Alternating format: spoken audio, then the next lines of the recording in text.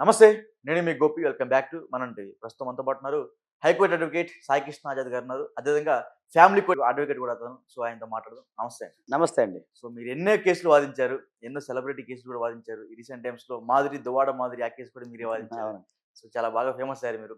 So, చాలా కేసులు కూడా మీరు డైవర్స్ కేసులు కూడా వాదించడం జరిగింది. సో, మీకు తెలిసి ఒక్క రూపాయి కూడా ఖర్చు కాకుండా డైవర్స్ కేసు ఎలా తీసుకోవాలండి? చాలా మంచి ప్రశ్న అడిగారు గోపి. ఎందుకంటే చాలామంది మా దగ్గరికొచ్చేవాళ్ళు ఈ మహిళలకి ఏదైతే మెయింటెనెన్స్ విషయంలో గానీ, అలాగే పిల్లల మెయింటెనెన్స్ విషయంలో గానీ, తర్వాత ఈ 498 పెడుతుంటారు జనరల్‌గా. 492 డొమెస్టిక్ వైలెన్స్ ఇవన్నీ కూడా పాపం మహిళలు మహిళలు పెడతా ఉంటారు. హ్మ్. ముఖ్యంగా మేము చూస్తాం. నేను ఎక్కువ ఎన్ఆర్ఐ కేసులు కూడా చూస్తుంటాం. మహిళలకు సంబంధించి ఫ్యామిలీ కేసులకు సంబంధించి. సూపర్. దీంట్లో ఎన్ఆర్ఐ కేసులకు సంబంధించింది మనం చేసాం రీసెంట్‌గా ఒకటి ఎల్ఓసి గురించి ఒక అవును. అవును. కేస్ చేసాం. అలాగే ఎల్ఓసి ఒక లుకౌట్. లుకౌట్ సర్క్యులర్ ఒక వ్యక్తి మీద ఏర్పాటు చేసినప్పుడు ఇవన్నీ కూడా ఏమవుతుందంటే, ఒక మహిళకి ఒక రూపాయి కూడా చెల్లించకుండా డైవర్స్ పొందే అవకాశాలున్నాయి. అవును. ఎట్లా అండి? ఇది మాత్రం చాలా మందికి ఆహ్, చాలా చాలా డౌట్లుంటాయి. ముఖ్యమైన డౌట్ ఏంటంటే, చాలామంది ఏమంటారంటే, సార్ డైవర్సు ఎదుటి వ్యక్తి అంటే మహిళలు వేసేంత వరకు కూడా మన మగవాళ్ళు ఎదురు చూడాలంట కదా! హ్మ్. అప్పుడే మనం గెలుస్తాము. అప్పుడే మనం బెనిఫిట్ అవుతాము అని చాలామంది అంటారు. ఓకే. నేను ఆ విషయంలో నేను ఖండిస్తాను. నేను వద్దనే చెప్తాను. ఎందుకంటే ఎవరైతే ముందు డైవర్స్ వేయాలనుకున్నారో, ఇప్పుడు ఒక మగవాడు ఉన్నాడు, ఒక పురుషుడు. హ్మ్. ఆయన వెంటనే డైవర్స్ వేయాలనుకున్నప్పుడు అమ్మాయి మీద వెంటనే ఇమ్మీడియేట్‌లీ వేసేయాలి ఆయన. ఫస్ట్ హ్మ్. ఈయన పిటిషనర్‌గా ఉండాలి. హ్మ్. పిటిషనర్‌గా ఉన్నప్పుడు ఆ సందర్భంలో ఏమవుద్దంటే కొన్ని రకాల ఆయన ఎన్నైతే ఎలిగేషన్‌లు ఏవైతే ఉన్నాయో, ఇప్పుడు ఈ మధ్య కాలంలో మనం చూస్తా ఉన్నాం గోపి. అవును. ఇప్పుడు అడల్టరీ అనేది it is not a crime. హ్మ్. భారతదేశంలో అడల్టరీ అనేది నేరం కాదు. సో, ఎవరైనా ఒక స్త్రీ భర్త ఉండగానే వేరే వాళ్ళతో అక్రమ సంబంధం, వ్యభిచారం పెట్టుకున్నప్పుడు, అలాంటి ఎవిడెన్స్ గనక ఇతని దగ్గర దొరికినప్పుడు, అది ఏ ఎవిడెన్స్ అయినా పర్లేదు. అంటే చాలామంది సార్ ఈ మధ్య ఫోన్ కాల్స్, తర్వాత ఈ వీడియో కాల్స్ అవన్నీ ఉన్నాయి కదా సార్! అవి మరి మనకి ఎవిడెన్స్ కింద వస్తాయంటే వస్తాయి. దాన్ని మనం వేసుకోవచ్చు. కోర్ట్‌లో పర్మిషన్ పిటిషన్ వేసుకొని వేసుకోవచ్చు. అది దాన్ని బేస్ చేసుకొని అంటే ఒక మహిళ గనక వ్యభిచారంలో ఉండి, వేరే వాళ్ళతో అక్రమ సంబంధంలో పెట్టుకొని, ఆ అక్రమ సంబంధానికి సంబంధించిన ఎవిడెన్స్ గనక పురుషుడి దగ్గర ఉన్నప్పుడు, ఓకేనా? హ్మ్. ఆమె గనక వేరే వాళ్ళతో అక్రమ సంబంధం పెట్టుకుంది, అడాల్టరీతో ఉంది అని అనుకున్నప్పుడు, మీరు ఒక్క రూపాయి కూడా చెల్లించాల్సిన అవసరం లేదు. అది గనక మీరు రుజువు చేసుకుంటే. హ్మ్. తర్వాత పెళ్ళికి ముందే ఆమె ప్రెగ్నెంట్ అయిన విషయం, పెళ్ళికి ముందు ప్రెగ్నెంట్ అయింది. ఆ విషయం తనకు తెలియకుండా పెళ్లి చేసుకున్నాడు. అలా ఆ కేసులు కూడా చేసాం. ఓకే. పెళ్ళయ్యే సమయానికి ఈ అమ్మాయికి 1 మంత్, 2 మంత్స్ వామిటింగ్స్ ప్రెగ్నెంట్ ఉంటది. వచ్చాయి. హ్మ్. అది జరిగినియి. ఓకే. అవి కొన్ని జరిగినియి. కొన్ని హ్మ్. నిజం చెప్పాలంటే కొన్ని ప్రముఖుల కేసుల్లో కూడా జరిగినియి అవన్నీ. ఎవరా ప్రముఖులు? చెప్పకూడదు కదా! మరి ప్రొఫెషనల్ సీక్రెట్స్ అవి మేము ఓకే. చేస్తుంటాం. ఓకే. వస్తుంటారు మా దగ్గరికి.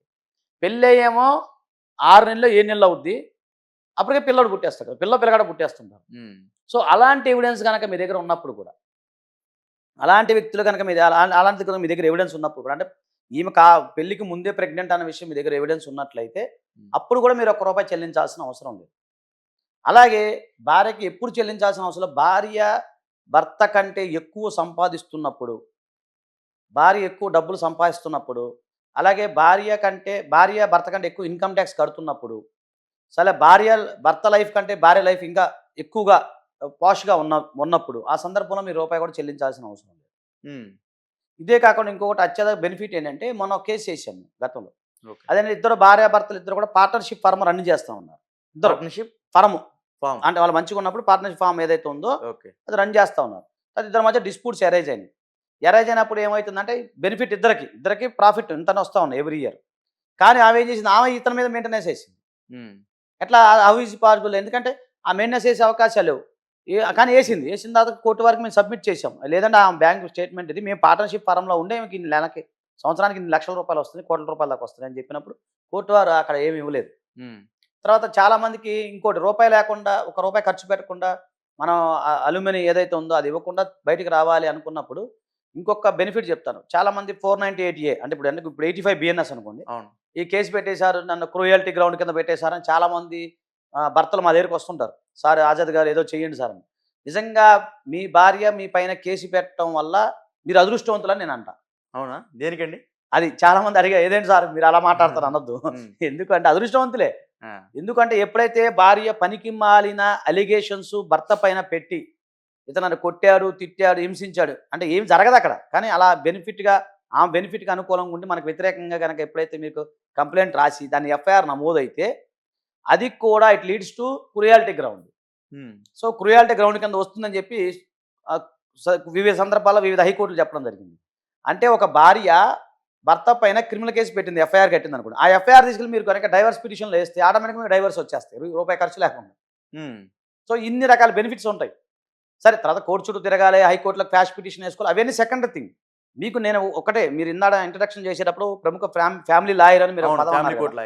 ఇది ఫ్యామిలీ కోర్టుకి సంబంధించిన బెనిఫిట్ చెప్తున్నాం. సరే, తర్వాత క్రిమినల్ కేసు అది వేరు. 498 అనేది క్రిమినల్ కింద వస్తుంది. సరే, దాని గురించి మన నెక్స్ట్ టాపిక్ మనం ఆడుకోవచ్చు, పెద్ద సబ్జెక్ట్ అది. సో నేనేమన్నా మీకు ఫ్యామిలీ కోర్టుకి సంబంధించి, ముఖ్యంగా ఎన్ఆర్ఐ ఫ్యామిలీ కోర్టుకి సంబంధించి, ఎన్ఆర్ఐ కేసుకి సంబంధించి ఇవన్నీ కూడా మీకు ఎప్పుడు బెనిఫిట్ అవుతుందంటే, మీరు ₹1 ఖర్చు పెట్టకుండా శుభ్రంగా హ్యాపీగా మీ భార్య నుంచి ఈ విధంగా డైవర్స్ పొందొచ్చు. ఇప్పుడు నేను చెప్పినట్టు ఎఫ్ఐఆర్ నమోదైంది, ఎఫ్ఐఆర్ లో రాస్తుంది నా భర్త నన్ను కొట్టాడు, అంతే కదండి, అదనపు కొట్టడం కోసం వేధించాడు, ఆమె ఒప్పుకుంటుంది కదా అందులో. అంటే వాళ్ళిద్దరి మధ్య సంసారం సరిగ్గా లేదనే కదా అర్థం. ఇప్పుడు ఒక భార్య కంప్లైంట్ ఇచ్చినప్పుడు అదే ఉంటుంది. నేనైనా రాస్తా, లాయర్గా ఎవరైనా ఏం చేస్తారంటే, ఇల్లప్పుడు ఇలా రాయాలమ్మా అని చెప్పి లాయర్లు చెప్తారు, పోలీసు వాళ్ళు చెప్తారు, ఓపెన్ చెప్తాను, నాకు తెలివి లేకపోయినా కూడా అది అలా పెడితేనే క్రూయాలిటీ అట్రాక్ట్ అవుతుంది. 498 అదే క్రూయాలిటీ మీకు ఏంటంటే ఎప్పుడు అట్రాక్ట్ అవుతుంది, ఇక్కడ మనకు డైవర్స్ ఎందుకు తొందరగా వస్తాయి, డైవర్స్లో ఎందుకు బెనిఫిట్ అయింది అంటే, ఆమె ఎలాగో చెప్తుంది నన్ను కొట్టాడు తిట్టాడు అని చెప్పి. మనం కూడా అదే అంటాం, అవును నిజమే, మా ఇద్దరి మధ్య కొట్టారు తిట్టాను, ఆమె యాక్సెప్ట్ చేస్తుంది కదా, గొడవలు అవుతున్నాయని ఆమె యాక్సెప్ట్ చేస్తుంది కదా. అంటే మీరిద్దరు భార్యాభర్తలే ఆల్రెడీ కొట్టుకొని తిట్టుకున్నప్పుడు కోర్టు ఏం చెప్తుంది, మరి కొట్టుకున్నప్పుడు ఎందుకమ్మా డైవర్స్ తీసుకుని అంటది కదా, ప్రేమకున్నప్పుడు డైవర్స్ ఉండవు కదా. సో అక్కడ మీకు ఆటోమేటిక్గా మెంటల్ టార్చర్ అనేది క్లియర్ కనపడతా ఉంటుంది, అది క్లియర్ కనపడుతుంది. తర్వాత ఆమె కొన్ని సందర్భాల్లో ఒప్పుకుంటుంది, నేను ఇంత కట్నం తీసుకొచ్చాను, మీకు అర్థమవుతుంది పాయింట్, నేను ఇంత కట్నం ఇచ్చాను అంటే, కట్నం ఇవ్వడం నేరం కానీ పశువు కుంకుమను, నేను ఇంత నా భర్తకు 20 లక్షలు 30 లక్షల కట్నం ఇచ్చాను, మీకు అర్థమవుతుందా. సో ఇంత ఇచ్చాను, మళ్ళీ అదనపు కట్నం కోసం ఇంత వేధిస్తున్నారు, లేదా నా ఇల్లు అమ్మమని చెప్తున్నాడు అని చెప్పి ఆమె యాక్సెప్ట్ చేస్తుంది. అంటే ఏంటి, నువ్వే 20 లక్షల రూపాయలు ఇచ్చావు అంటే నువ్వు ఆర్థికంగా బలంగా ఉన్నదానివేగా, అలాంటప్పుడు మరి మెయింటెనెన్స్ ఎందుకు అడుగుతున్నావు, లాజిక్ కట్నం ఇస్తే ఇంకా మెయింటెనెన్స్ అడగకూడదా, అలాని కాదు కాదు కాదు అంటే నువ్వు అంటే మొన్న సుప్రీంకోర్టు గైడ్లైన్స్ మారిపోయినాయి. అతుల్ సుభాష్ అని ఒక అబ్బాయి ఉరేసుకొని చనిపోయాడు, భార్య బాధితుడు. అప్పటి నుంచి సుప్రీంకోర్టు, ఆనరబుల్ సుప్రీంకోర్టు వరకు కొన్ని గైడ్లైన్స్ ఇవ్వడం జరిగింది. సో నేను ఇప్పుడున్న మన పురుష పొంగవులందరికీ, మన ఫ్రెండ్స్ అందరికీ ఇదే చెప్తున్నాను నేను. ఇప్పుడు బెనిఫిట్ ఉంది మీకు, అందులో యాక్సెప్ట్ చేస్తుంది కదా, నేను కట్నం ఇచ్చాను అంటే, మరి నేను ఎకనామికల్గా నువ్వు పెళ్లికి 30 లక్షలు 40 లక్షలు ఖర్చు పెట్టి ఘనంగా చేసామని రాస్తారు. అంటే అర్థం ఏంటి, నువ్వు కాస్త కోసం బలంగా ఆర్థికంగా బలంగా ఉండబట్టే కదా 30-40 లక్షలు ఖర్చు పెట్టావు నువ్వు, అంతే కదా, నువ్వు యాక్సెప్ట్ చేస్తున్నావు, అడ్మిట్ అవుతున్నావు కదా అందులో. అలాంటి ఇవన్నీ మనకి క్రాస్ ఎగ్జామినేషన్ అప్పుడు ఇవన్నీ కూడా మీకు ఉపయోగపడతాయి. ఆ సందర్భంలో ఇక్కడ మనం రుజువు చేయాల్సిందంటే, భార్య మీకంటే ఆర్థికంగా స్థితిమంతురాలు, ఆర్థికంగా బలంగా ఉందని చెప్పడమే మన ఉద్దేశం.